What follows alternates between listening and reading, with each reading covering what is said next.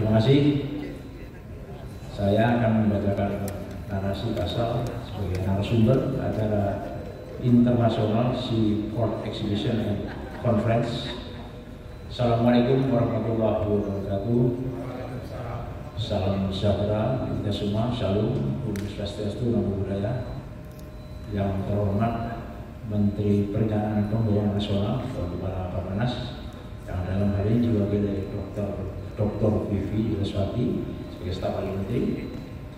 Yang saya hormati Ketua Panitia, yang saya hormati Ketua Organisasi Profesi di Indonesia yang tadi disebutkan oleh Bu Vivi, saya tidak hafal namanya apa saja itu. Kemudian yang saya hormati kawan saya ini Presiden Inapa, salah satu dari 4 presiden di Indonesia.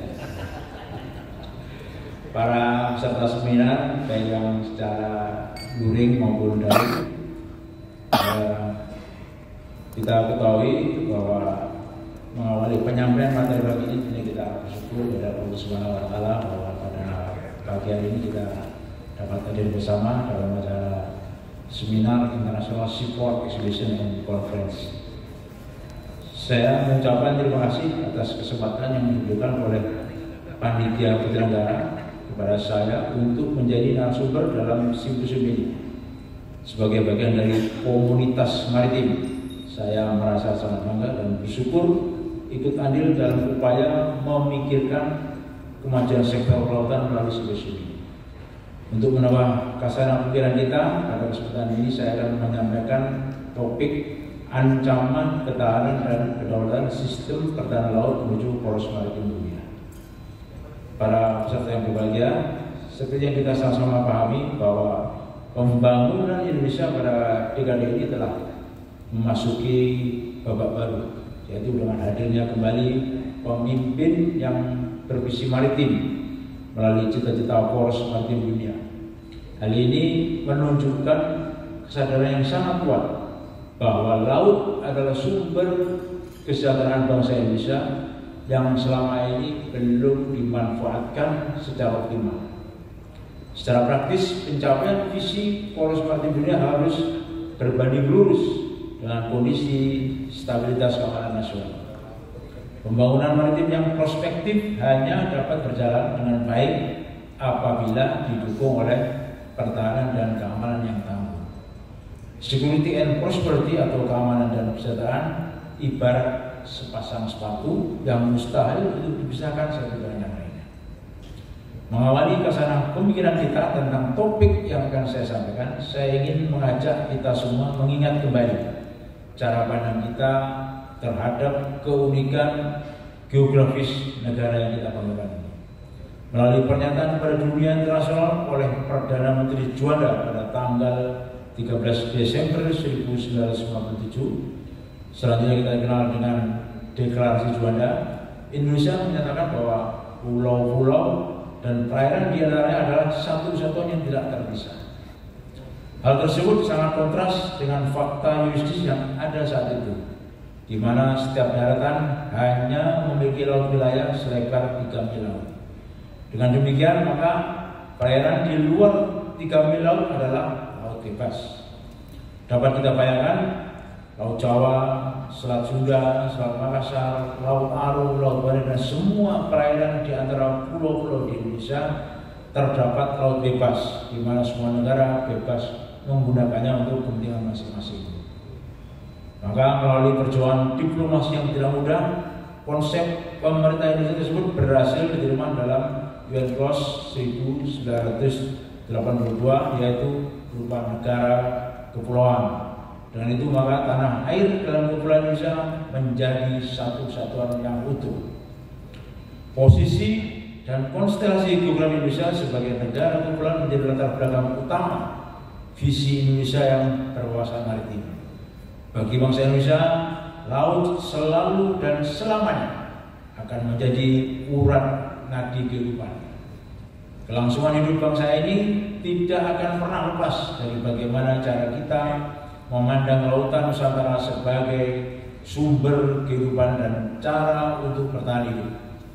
Oleh karena itu, dirumuskan suatu konsep pembangunan dengan memanfaatkan posisi dan bentuk geografis serta potensi sumber daya maritim secara maksimal.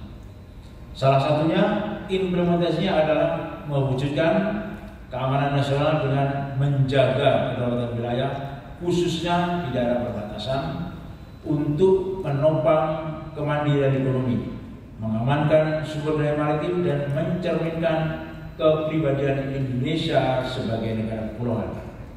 Hadirin dan undangan yang berbahagia, dalam 5 pilar pembangunan Indonesia menuju poros maritim dunia terdapat keselarasan yang kuat dengan trinitas peran TNI Angkatan Laut. Yang pertama adalah peran polisionil, yaitu peran selaku penegak hukum selaras dengan pilar pertama, pilar 2 dan pilar 3, yaitu membangun kembali budaya maritim Indonesia, menjaga dan mengelola sumber daya laut, serta mendorong pengembangan infrastruktur dan konektivitas maritim. Peran kedua adalah peran diplomasi, yaitu penggunaan kekuatan angkatan laut untuk mendukung kebijakan politik luar negeri pemerintah sejalan dengan pilar keempat, yaitu diplomasi maritim dengan mengajak semua mitra Indonesia untuk bekerjasama pada bidang kelautan. Sedangkan peran terakhir dan peran ketiga yaitu peran militer, di mana TNI Angkatan Laut sebagai komponen utama pertahanan di laut linier dengan pilar kelima, yaitu membangun kekuatan pertahanan maritim. Dari perkembangan situasi saat ini dapat kita identifikasi ancaman aspek laut, baik faktual maupun potensial. Beberapa di antaranya adalah potensi konflik terbuka apabila sengketa batas maritim tidak dapat diselesaikan melalui perundingan. Termasuk di dalamnya adalah potensi spillover jika terjadi konflik terbuka di kawasan yang berbatasan langsung dengan wilayah Indonesia. Selain itu juga terdapat ancaman pada dimensi lain, yaitu adanya pelanggaran wilayah, adanya serangan cyber, bencana alam, wabah penyakit, serta keamanan maritim yang meliputi kekerasan di laut, kecelakaan laut, illegal fishing, pembajakan, imigran gelap, penyelundupan lewat laut, yaitu narkoba, kayu, BBM, hasil tambang, satwa langka dan lain-lain, serta adanya pencemaran di laut dan sampah plastik. Undang-undang mengamanatkan bahwa pertahanan negara disusun dengan memperhatikan kondisi geografis Indonesia sebagai negara kepulauan. Pertahanan laut yang ideal bagi negara kepulauan Indonesia adalah strategi pertahanan laut Nusantara, di mana pertahanan disusun secara berlapis dari luar ke dalam, atau defense in depth. Lapis pertama kita sebut dengan medan pertahanan penyangga yang mencakup wilayah laut di luar ZEE.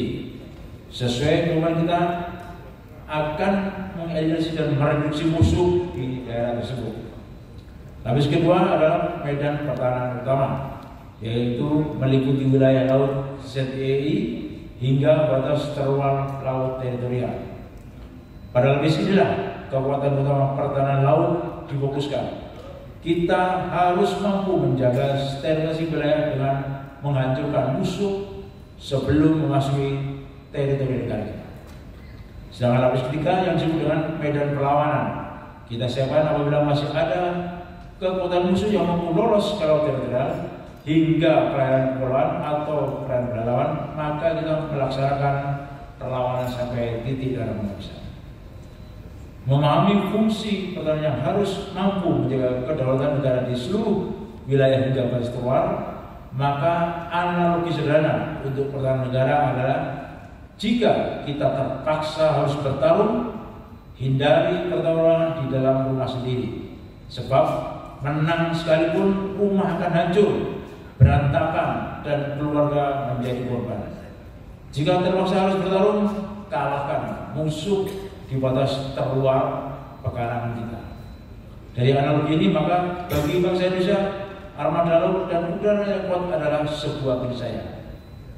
Selain pertahanan, maka keamanan laut merupakan prasyarat utama dalam pembangunan kelautan. Laut yang aman dipandang dalam perspektif bahwa laut harus bebas dari ancaman kekerasan, ancaman navigasi, ancaman pelanggaran hukum, dan ancaman terhadap sumber daya laut. Untuk mencapai kondisi tersebut, maka diperlukan pengawasan dan pengendalian laut. Dalam pengertian bahwa laut harus dapat dikendalikan untuk dimanfaatkan secara optimal bagi kepentingan sendiri dan mencegah pemanfaatan laut bagi keadaan yang berbeda. Sebagai implementasi untuk mewujudkan pertahanan dan keamanan laut yang kuat, program-program utama pertahanan dan keamanan maritim sesuai kebijakan kelautan Indonesia adalah sebagai berikut.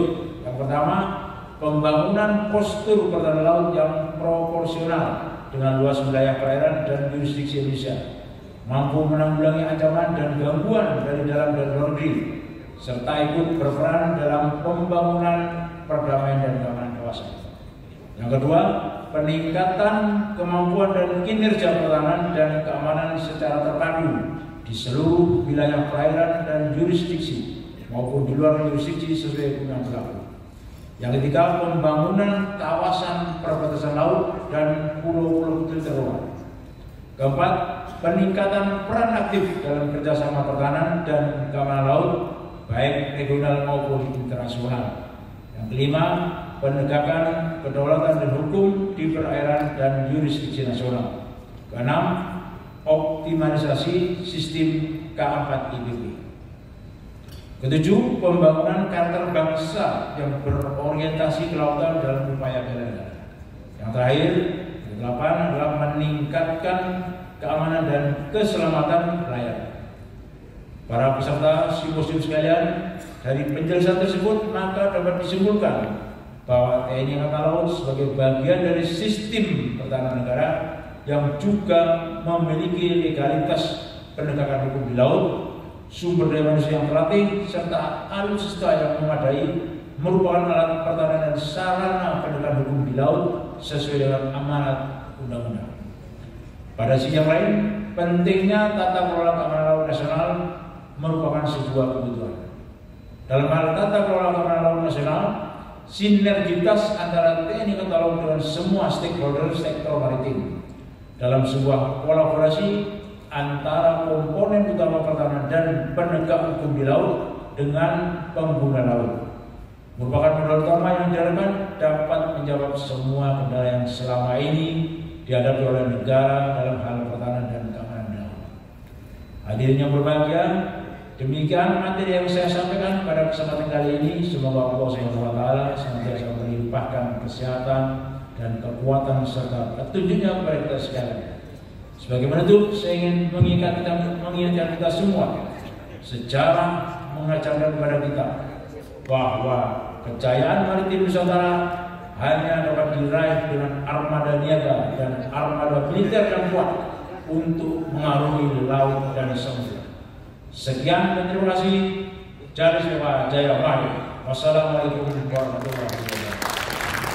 Waalaikumsalam warahmatullahi wabarakatuh. Untuk Bapak Dhani kami persilahkan langsung duduk di sofa. Nanti kita akan melakukan sesi pleno bersama dengan moderator kita. Bapak? Oh, oke. Okay. Ladies and gentlemen, shortly we'll proceed to the core of today's symposium.